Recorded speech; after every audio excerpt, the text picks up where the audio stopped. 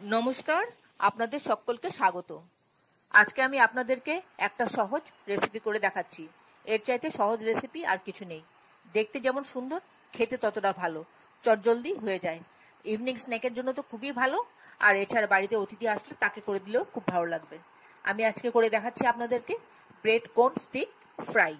আসুন তাহলে দেখে নিই রেসিপিটা আমি কিভাবে করলাম। এই রেসিপিটা তৈরি করার জন্য আমি এখানে 4খানা স্লাইস নিয়ে নিয়েছি।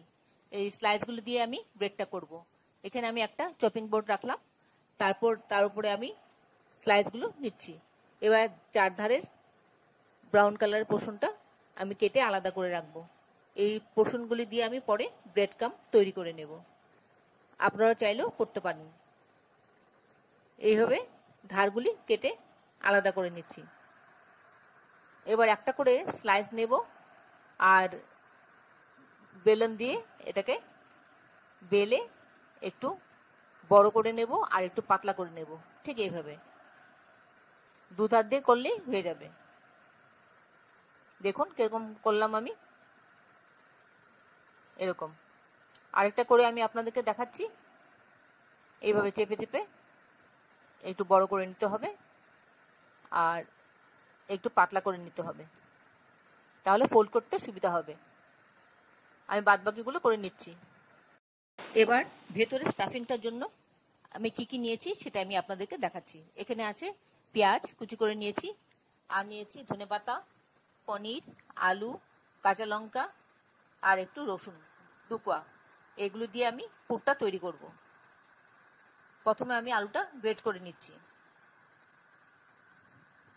সবটা আলু আমি এইভাবে গ্রেট করে নিচ্ছি। আমি গ্রেট করছি এই জন্য যেহেতু এটা মিশে যায় ভালো, সেই জন্য ভালো করে গ্রেট করলে আর গুটলি থাকে না। এই মুহূর্তে আপনারা কে কোথা থেকে, কোন শহর থেকে, কোন দেশ থেকে আমার এই রেসিপিটা দেখছেন, প্লিজ একটু কমেন্ট বক্সে কমেন্ট করবেন। আমার তাহলে খুব ভালো লাগবে। আর নতুন কোনো বন্ধু প্রথমবার আমার চ্যানেলটাকে দেখে থাকলে আপনাকে একটা বিগ হাগ জানাচ্ছি। চ্যানেলটাকে সাবস্ক্রাইব করে নেওয়ার জন্য অনুরোধ রইল। পাশে বেল আইকনটা অ্যাক্টিভেট করে নেবেন, যাতে পরবর্তী আমার সমস্ত রেসিপির নোটিফিকেশন সবার আগে আপনার কাছে এসে পৌঁছয়। আর আপনি যদি ফেসবুক থেকে দেখে থাকেন তাহলে ফলো অপশনটা ক্লিক করবেন আর একটা লাইক দেবেন, তাহলে আপনি আমার সাথে জুড়ে যাবেন। আপনি আমার সাথে জুড়ে গেলে আমার সমস্ত রেসিপির নোটিফিকেশন সবার আগে আপনার কাছে এসে পৌঁছবে। আমি রসুনের কোয়া দুটো গ্রেট করে নিয়ে নিলাম একসাথে। এর মধ্যে একটু নুন দিয়ে দিচ্ছি, আর দেব একটু মশলা দিচ্ছি। ধনে গুঁড়ো দিলাম আর শুকনো লঙ্কা গুঁড়ো দিচ্ছি একটু টেস্টের জন্য, আর দিচ্ছি গরম মশলা। এবার সবটা একসাথে ভালো করে মিশিয়ে নিচ্ছি। মিশিয়ে একটা মিশ্রণ তৈরি করে নিচ্ছি। এবার এর মধ্যে আমি দেব একটু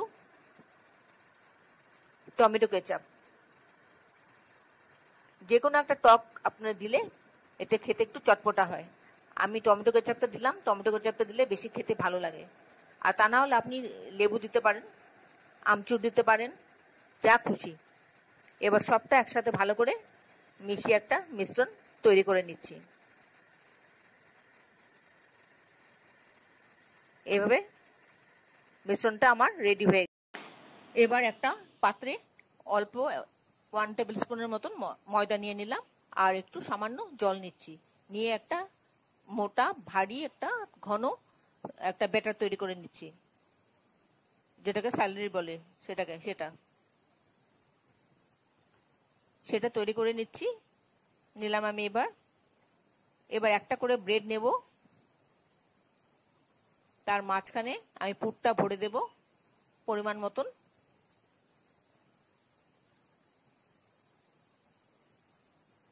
ভরে দিয়ে দুধার দিয়ে আমি এটা সিল করে দেব।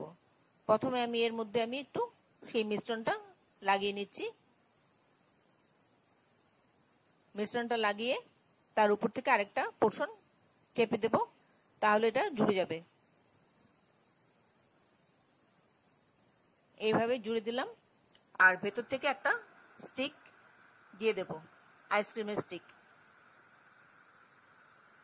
দিয়ে নিচের পোর্শনটুকুটা একটু কেটে দেব। কেটে দিয়ে 2 ভাগ হয়ে যাবে। তারপর এক একটা ভাগ এক এক সাইড থেকে নিয়ে মুখটা সিল করে দেব।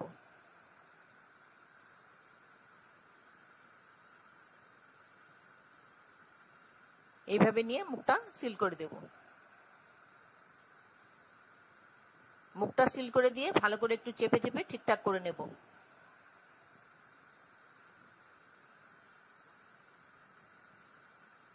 এভাবে আমি সবগুলি করে নেব। এবার এটাকে আমি কি করব, ব্রেড ক্রাম্ব নিয়েছি, ব্রেড ক্রাম্বের মধ্যে একটু চেপে চেপে লাগিয়ে নেব দুটো সাইড।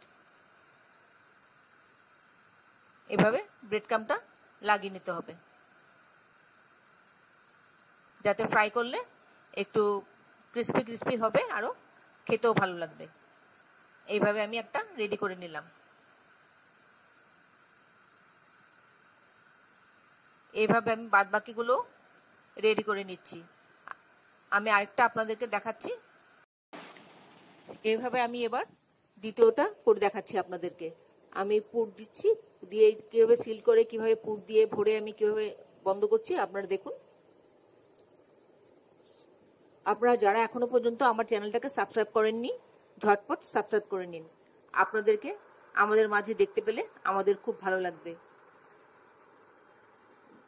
তারপর এই স্টিকটা দিয়ে মুখটা সিল করে নিতে হবে। আপনাদের যদি কোনো প্রশ্ন থাকে আমার এই রেসিপি সম্পর্কে কমেন্টসে জানিয়ে দেবেন, আমি আপনাদের প্রশ্নের উত্তর দিয়ে দেব। আশা করি আমার এই সহজ রেসিপিটা আপনাদের ভালো লেগেছে। যদি ভালো লেগে থাকে অবশ্যই একবার এইভাবে বানিয়ে খাবেন, আর বন্ধুদের সাথে অনেক অনেক শেয়ার করবেন, যাতে অন্যরাও এভাবে তৈরি করে খেতে পারে। আর এই খাবারটা ঝটপট হয়ে যায়, যখন তখন করা যায়। পাউরুটি তো সব জায়গায় পাওয়া যায়, হাতের সামনেই থাকা জিনিস। করে একবার অবশ্যই খাবেন, খুব ভালো লাগবে। খেয়ে কেমন লাগলো কমেন্টসে জানাতে ভুলবেন না। আমি আপনাদের কমেন্টসে অপেক্ষা করি। ভালো লাগলে একটা লাইক দেবেন, কারণ আমি আপনাদের জন্য এই রেসিপিটা দেখালাম, অনেক কষ্ট হয়েছে আমার, তার জন্য একটা সামান্য লাইক দিতে আপনাদের আশা করি কোনো কষ্ট হবে না। এইভাবে আমি বাদ বাকিগুলো তৈরি করে নিচ্ছি।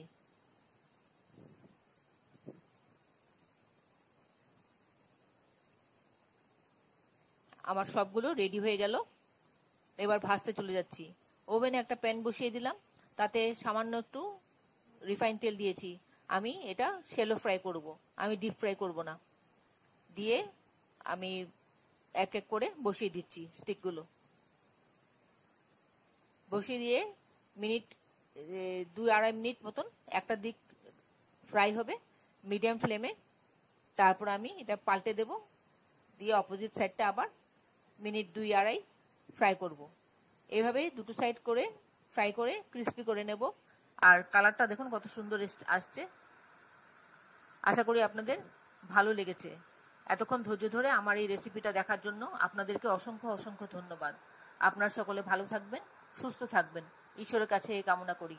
আর এই ধরনের নতুন নতুন রেসিপি দেখতে আমার চ্যানেলটাকে সাবস্ক্রাইব করে নেবেন, পাশে বেল আইকনটা অ্যাক্টিভেট করে নেবেন, যাতে পরবর্তী আমার সমস্ত রেসিপির নোটিফিকেশন সবার আগে আপনার কাছে এসে পৌঁছয়। আমি এই রেসিপিটা পনির দিয়ে করেছি, আপনি চাইলে শুধু ভেজ করতে পারেন, পনির ছাড়া আলু দিয়েও করতে পারেন, শুধু চাইলে চিকেন দিয়েও করতে পারেন, যেমন খুশি তেমনি করতে পারেন। আমার দুটো ব্যাচ ভাজা হয়ে গেল, এবার পরিবেশন করার পালা। দেখুন আমি টমেটো কেচাপ দিয়ে পরিবেশন করলাম, আপনি চাইলে চাটনি দিয়েও করতে পারেন। তাহলে আসি বন্ধু, আবার দেখা হবে আপনাদের সঙ্গে পরবর্তী অন্য কোনো এক রেসিপিতে। আপনারা সবাই ভালো থাকবেন, সুস্থ থাকবেন, ঈশ্বর কাছে কামনা করি। নমস্কার।